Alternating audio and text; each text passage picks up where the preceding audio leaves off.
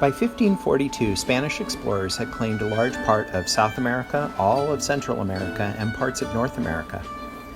This didn't go unnoticed by the kings and queens of England, France, Portugal, and the Netherlands.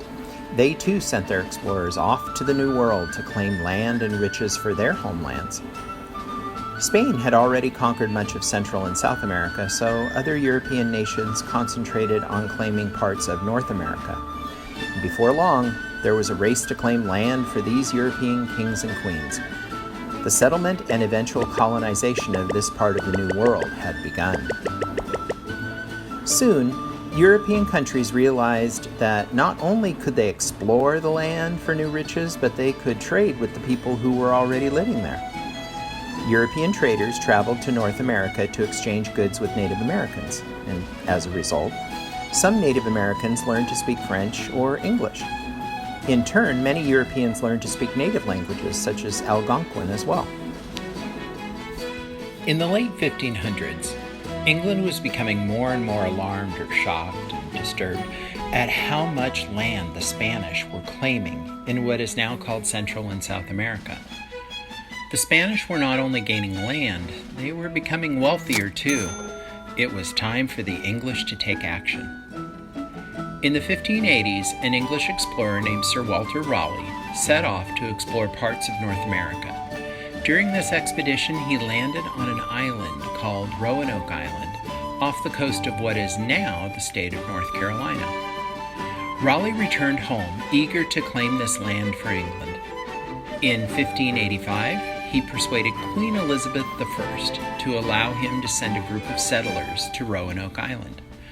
Queen Elizabeth agreed. However, when the settlers got there, they found it difficult to survive in this new land. This was especially true in the winter because they weren't able to plant crops. When the settlers ran out of food, many people starved to death. As soon as they could, the demoralized settlers returned to England. In April 1587, the English made a second attempt to settle on Roanoke Island. This time, a man named John White led more than 100 men, women, and children, including his own daughter, Eleanor Dare, and her husband, to establish a colony in the New World. Once again, the settlers faced the same challenges and their supplies ran low. However, this time, only John White and a small crew sailed back to England for supplies, while the others remained in the colony. Just 9 days before he returned to England, his daughter had a baby and named her Virginia Dare. White's granddaughter was the first English baby born in the New World. When White and his crew arrived back in England, he learned that the country was at war with Spain, and he would not be allowed to return to Roanoke Island. It wasn't until 1590 that he was able to take a ship and return to the colony. When White finally arrived back on Roanoke Island, what do you think he found? Sadly, he found nothing. Well, the island was still there, along with some abandoned dwellings, but the colonists were nowhere to be found. White's only clue to where the colonists might have gone was the word Croatoan carved into one tree trunk and the letters C-R-O carved into another. Croatoan was believed to be the name of an island about 50 miles south of Roanoke Island. John White thought the carving might have been a message that the settlers relocated to that island. John White tried to go to Croatoan Island to find the colony, but a huge storm damaged his ship and forced the crew to return to England. White was never able to return to the New World again. The mystery of what happened to the English settlers remains unsolved today. Roanoke Island has become known as the Lost Colony. One reason many early English settlers struggled to survive was because they weren't prepared for how different their lives would be in the new land. It took several attempts before they figured out how to survive in a place where the climate, soil, landscape, plants, animals, and people were quite different from anything they had known before. Eventually, the colonists used the natural resources that were available to them, and they became less reliant on supplies from England.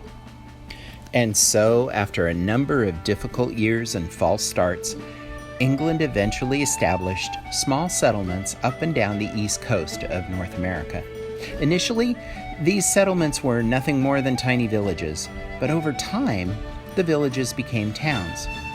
By the 1700s, many of the towns had grown into cities that were centers of trade and industry.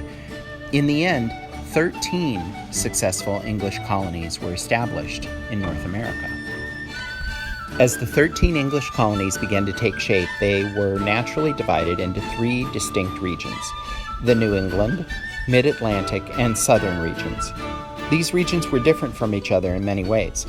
For example, in New England, because of the colder climate, rocky terrain, and poor soil, it was difficult for the colonists to farm many crops. Instead, New England became known as a center for fishing, furs, timber, and shipbuilding. In the Mid-Atlantic region, a wide variety of crops could be grown because of the milder climate and rich soil, and as a result, agriculture, including cattle and wheat farming, became a successful way of life for many. And in the warm, sprawling southern region, people created large farms called plantations, where they could grow large amounts of different crops, such as rice and tobacco. People came to North America at different times and for many different reasons. Some came to get rich, whereas others came for religious reasons. Some hoped to escape poverty, and some were simply curious or adventurous. English monarchs played an important role in the establishment of the colonies, especially Elizabeth I, James I, Charles I, Charles II, and George II. As we travel on our journey, we will refer to the regional map of colonial America, the Royal Portrait Gallery, and a timeline we will create together. So you ready to get going on our journey? Good. We're going to begin next time in Jamestown, Virginia.